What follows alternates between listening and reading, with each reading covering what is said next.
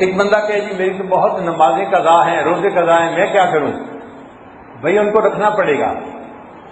اگر آپ نے 10 سال کے روزے نہیں رکھے تو اب ان کو رکھیں، اور اس کا طریقہ یہ ہے کہ جب دن چھوٹے ہوں سردیوں میں اس وقت رکھ لیں، اور تھوڑے تھوڑے کر کے رکھیں۔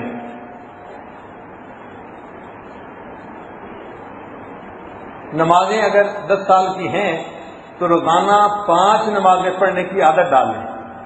ہر نماز کے ساتھ 5 نمازوں کے فرض جو ہے ان کی قضا پڑھ لیں۔ جس کے ذمہ قضا نمازیں ہوں وہ نفل اور سنت غیر مقضہ نہ پڑھے، بلکہ نفلوں کی بجائے قضا نماز کے فرض پڑھ لے، اس کو ثواب زیادہ ملے گا۔ آپ دیکھیں اگر آپ نے ایک بندے کو 1 لاکھ روپیہ دینا ہے اور آپ اس کو 100 روپیہ ہدیہ بھیجیں تو وہ خوش ہوگا یا ناراض ہوگا؟ کہے گا عقل کے اندھے، میں نے 1,00,000 روپیہ لینا ہے تو مجھے 100 روپیہ ہدیہ بھیج رہا ہے، یہ کیا بدتمیزی ہے؟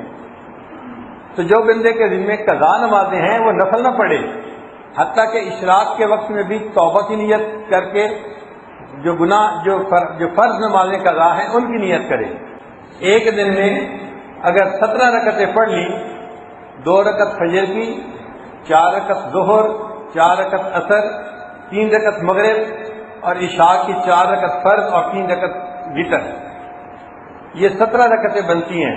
جس بندے نے روزانہ 17 رکعتیں پڑھ لی اس نے ایک دن میں 5 نمازوں کی قضا کر لی۔ ہم نے بعض لوگوں کو دیکھا ہے انہوں نے اس طرح 20 سال میں 20 سالوں کی نمازوں کو قضا کر لیا۔ تو آپ ہمت کریں، یہ نمازیں تھوڑی تھوڑی کر کے قضا ہو جاتی ہیں۔ اور ویسے بھی ہم نے دیکھا ہے کہ اگر کسی بندے نے 1,00,000 روپیہ قرض دینا ہو اور وہ منتھلی 1,000 کی قسط دینا شروع کر دے تو قرض لینے والا مطمئن ہو جاتا ہے، چلو اس نے قسطیں دینی تو شروع کر دی ہیں، ہو جائے گا پورا۔ اسی طرح اللہ تعالیٰ بھی خوش ہو جاتے ہیں کہ میرے بندے نے قضا نمازیں پڑھنی تو شروع کر دی ہیں۔